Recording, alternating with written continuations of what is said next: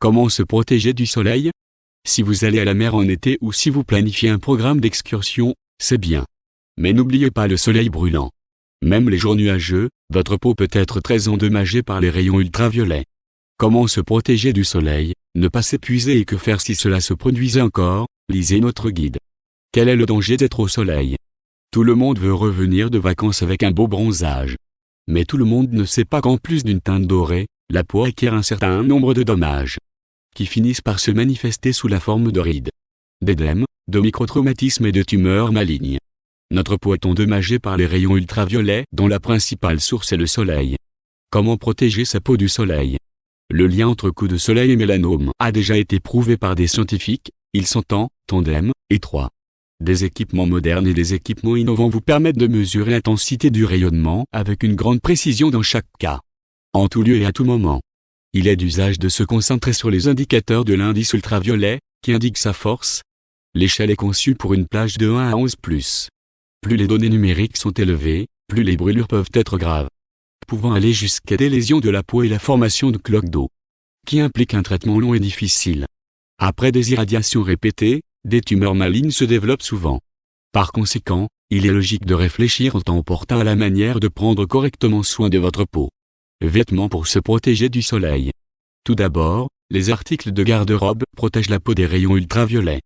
Cependant, il ne faut pas penser que n'importe quoi puisse protéger qualitativement la surface de peau du contact avec des rayonnements nocifs.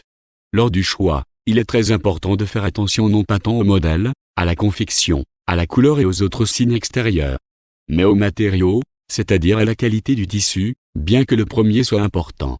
Il vaut la peine d'écouter des recommandations simples. Contrairement aux idées reçues, les chausses blanches protègent le corps bien moins bien que celles teintes avec des pigments naturels. Cependant, les tissus de couleur claire chauffent moins intensément au soleil, ils semblent donc plus agréables à porter. Vous ne devriez pas choisir de shorts courts, de t-shirts ouverts et de robes d'été pour marcher par une journée chaude. Il est recommandé de choisir les modèles les plus fermés, chemises à manches, pantalons longs et jupes. Il est conseillé de privilégier les vêtements en tissu épais. Par temps chaud, sortez avec une coiffe, écharpe d'été, chapeau, panama en matière opaque. Il est nécessaire de garder constamment à l'esprit le fait que pratiquement aucun tissu à partir duquel les vêtements sont fabriqués ne cache à 100% le corps des rayons ultraviolets. Si vous pouvez voir au moins une légère lueur de lumière à travers l'irradiation atteindra la peau, bien qu'en plus petite quantité. Il est optimal de choisir des objets en chanvre, en coton ou en lin. Être dans l'ombre pour se protéger du soleil. Même en vacances, pour votre propre sécurité, il vaut la peine de limiter le temps que vous passez au soleil au minimum requis. Surtout pendant les heures de sa plus grande activité. Vers le milieu de la journée de 10, 11h à 15, 16h, il vaut mieux faire quelque chose de plus utile. Restez à l'intérieur ou juste sous la canopée des arbres, loin de la plage. Il n'est pas difficile de gérer des indicateurs de temps plus précis si vous connaissez la règle de base. Alors que l'ombre du corps est plus courte que la hauteur d'une personne, il n'est pas souhaitable de prendre un bain de soleil.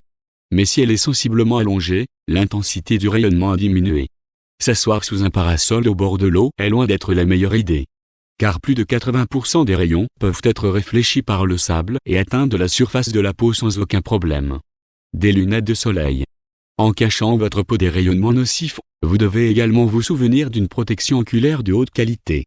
Car un mélanome peut se développer dans l'organe de la vision. Par conséquent, vous devez faire de votre mieux pour réduire les risques dans la mesure du possible.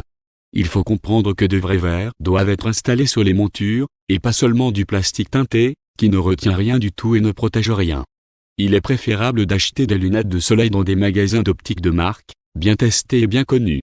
Mais même des verres assez chers ne garantissent pas une absorption à 100% du rayonnement ultraviolet.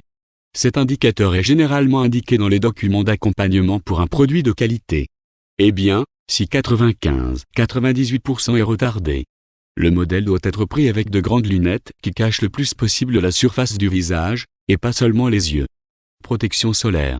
L'industrie moderne offre une grande variété de produits qui peuvent protéger des rayons nocifs. Cependant, tous ne sont pas aussi efficaces. Vous devez sélectionner uniquement les options qui indiquent le facteur de protection SPF avec une valeur de 30 ou plus. Beaucoup de gens pensent que l'application d'une crème, d'un sérum ou d'un gel n'est nécessaire que sur la plage pendant le bronzage. En effet, dans une ville ou dans une forêt, l'impact du rayonnement ultraviolet n'est pas moindre que sur le sable au bord d'une rivière ou de la mer. Il est important d'appliquer correctement les produits sélectionnés. Économiser sur de telles affaires est totalement improductif. En vacances, il ne fait pas de mal de lubrifier tout le corps, et dans la vie ordinaire, il suffit d'appliquer une lotion sur les zones ouvertes, visage, bras, jambes, cou, oreilles. Il est recommandé d'utiliser environ 2-3 mg de la composition pour 1 cm² de surface.